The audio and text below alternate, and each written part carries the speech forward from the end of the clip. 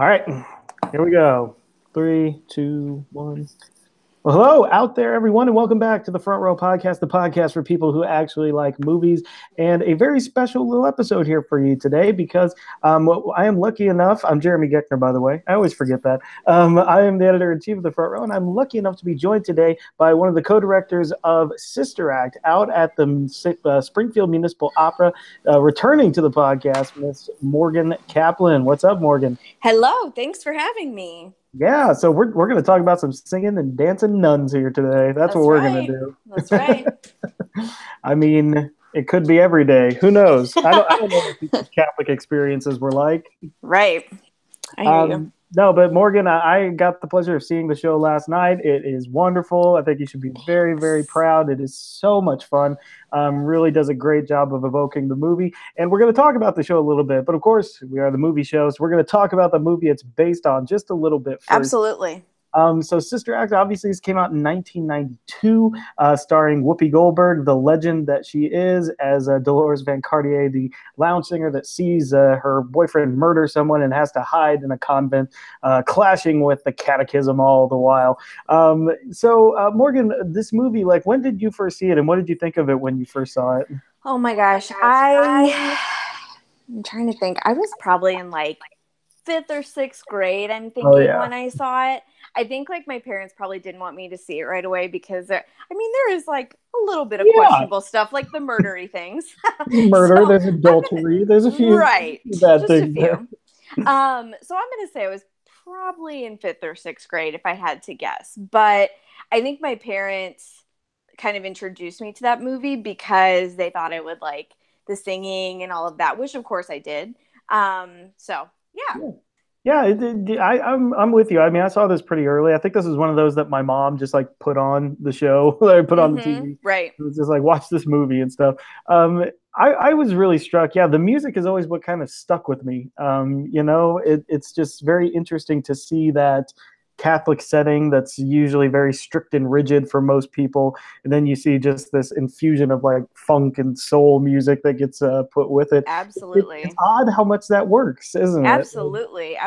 And I think for me, having gone to Catholic school like K through 12, I think it was definitely very interesting. I was like, how come our church doesn't do this? Yeah. If all nuns could sing like this, right? Right, exactly. Yeah, but I mean, I think that the center of the movie, Whoopi Goldberg, is kind of really what kind of pulls it together. It's strange that, you don't think of her as like some disco queen, really, when you think about it. But somehow it kind of works once they get it in the convent setting, Oh, absolutely. For sure. Yeah, and I think that maybe that's kind of like the only downside that I have about the film, watching it with like critic eyes, is that it's okay. Whoopi Goldberg's up there dancing and singing. I was like, right. Just to have it on, I was just like, okay, yeah, now I see it. Absolutely. Yeah. So what were some standout moments from the movie for you that really kind of like stuck with you through the years? Sure. I think that my favorite, and I think it's probably a lot of people's favorites, is I Will Follow Him when they start singing that. That is just so awesome. And I think just a really great example of how they took some, kind of more contemporary music and tried to apply it to the church setting. And I mean, it kind of works. And so, like I said, again, why doesn't our church do that? That kind of makes sense. So I think that was probably my favorite part. And I think that's a lot of people's favorite parts. It's like one of the standout moments of the movie. Oh, yeah. I mean, like, and it's not just Whoopi Goldberg, Kathy Najimy is great in this. Oh, movie. Absolutely. Wendy McKenna as Sister Mary Roberts. She was always, I might have had a little crush on her, if I'm being honest. But then you also have somebody like Harvey Keitel, this legit actor that's playing her boyfriend there. I think his name is Vince in the movie. But yeah, there's some good pedigree behind this movie. And of course, Maggie Smith as Mother Superior. Right. Absolutely. Yeah. She's a big one for sure. Yeah. I think that it's a really, really fun movie and it still holds up. And so that would get us into, so you have had the joy of translating this onto a stage setting here. Yes, absolutely. So I do know that there are a lot of differences between the movie and the stage show. First of all, which is that none of the music from the movie is in the stage version, right? Correct. That's correct. And we've been telling people that, just so that they're aware and they're not showing up waiting for I Will Follow Him. But some of the people that have come to the show already and they were wanting to hear that music, they've said, I haven't missed it because the music that is in the Yeah. show is so fun, upbeat. You still have like some of that fun disco feel. And so, yeah, I don't think that it's something that I missed either when we took on this show. And something else that I think is interesting and I think just speaks to how fun the music is I mean, I don't get tired of it. And I've been hearing it for close to Yeah. 8 weeks now. And then here, since we've been out at the actual Muni site, I've been hearing it for like 5 and 6 hours a night, but I still want to listen to it in my car on the ride Yeah. home. So I think that really speaks to how fun it is. No, you're absolutely right. Like, because one of the key things they also change is they take it from that '90s setting from when the movie was made and put it back into the 1970s, I believe, Right. right? Right, So, exactly. and we're in Philadelphia. I think the original one's in LA, maybe. Yep, I think you're right. Yeah. So, but yeah, you're right. The score by theater legend Alan Menken is just so infectious, and like playing in that '70s sandbox, you can do so many things. Oh, absolutely. I think there's some of that fun disco stuff. Like there's moments where it sounds like The Hustle playing, Oh but then yeah, you have other times where we have our little gangster crew come out and they're sort of channeling like Frankie Valli and the Four Seasons. And so definitely. there's all these different, I guess, genres, so to speak, that they've sort of infused into the show. And I think that's really fun. Yeah, and even a little bit of country western there with the Yeah, "Fun to Be a Nun" number as well. absolutely. Mm-hmm. Yeah, and I'll have to say, just on the music, I think it has probably one of the best finale songs I've heard in a musical. Yes. "Spread the Love Around" is just such a fun number and like just so well written, and it encapsulates everything you've just seen so well, I think. It's so fun. And I think just a really great, I don't know, closing message to send the audience with. Yeah. So I think I would agree. I think it's just wonderful and brilliant. Alan Menken is just a Oh, dream. he's ridiculous.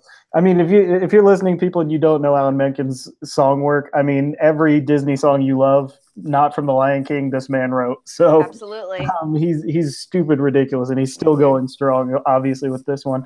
So, and I will say that they're, they take a little bit of a sharper edge, I think, with the dialogue in the musical version from the Mm-hmm. movie. Like the main beats that many would think, like the murder and the adultery are still there, but there is a little bit more of a sharper wit to Mm-hmm. on the stage version, I think. Is that what you found too?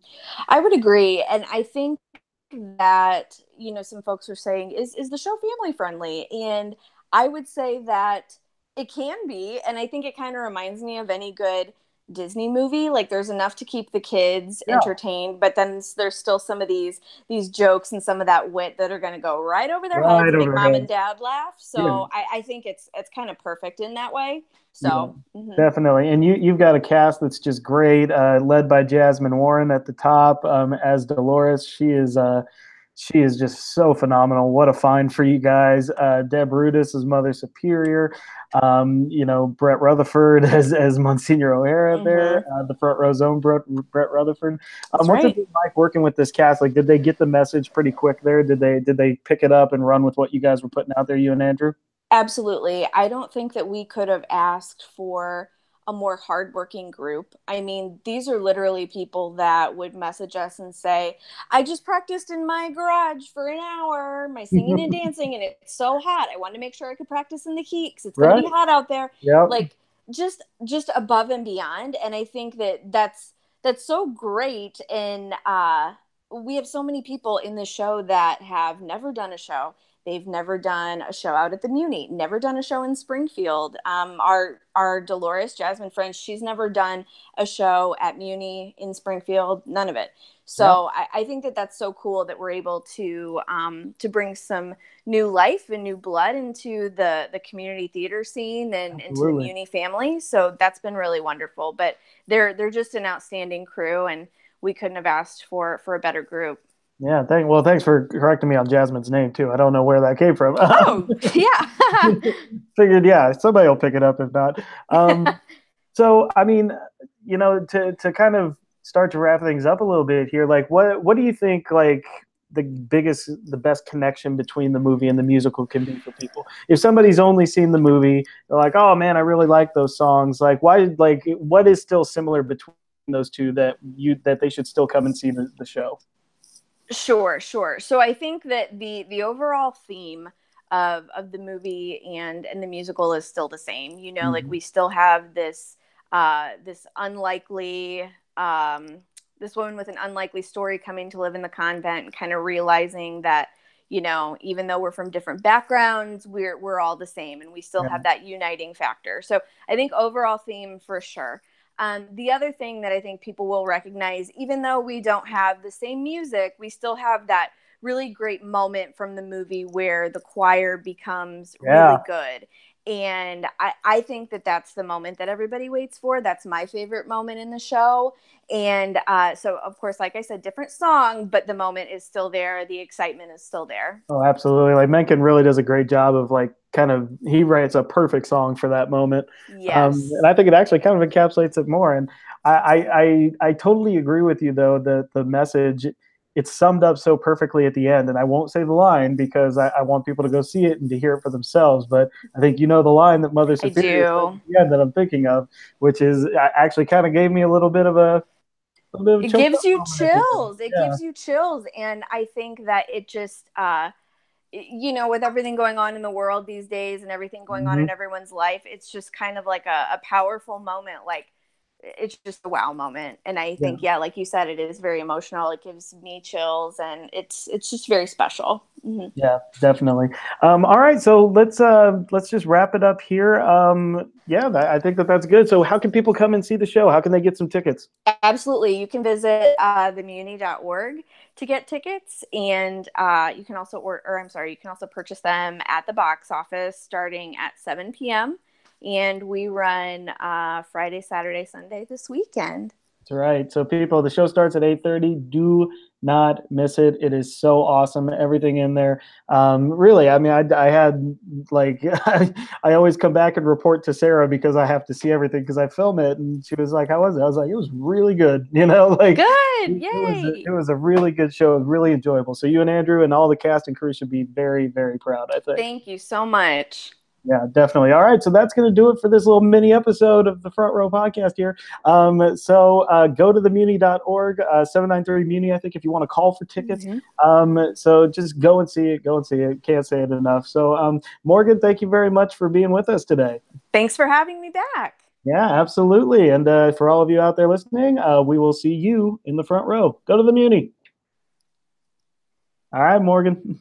Thank you. Oh my gosh, I'm so sorry. Liz Donovan showed up at my house when I was like, hold on, because Greg wanted to make sure we had like Pedialyte for tonight for it being Uh, so hot. So yeah, I the was heat like, oh advisory my God. tonight. She's like knocking on my door. I'm so sorry. Oh, you're fine. Yeah, I'm filming Tip tonight, and I was like, man, I wonder if they're even gonna do the show Oh, with I the heat know. advisory. I But know. guess I'll get a nice drive to Petersburg if not. So That's true. That's true. yeah. I was like, well, I guess I don't have to work out today because I'm just going to sweat. So it's fine. I'm going to try to get out there Sunday night to collect the envelope, but if I Okay. can't, would you mind just grabbing it for me and I'll get Yes. it from you sometime? Will you message me to remind me just in Yeah. case I forget? Yeah. Yeah, I'll message you in case I can't get out there on Sunday night. So Perfect. all right. Sounds good. Well, thank you, sir. Yep, see you later. Have a great All right. rest of your run. Thank you. Bye. Bye.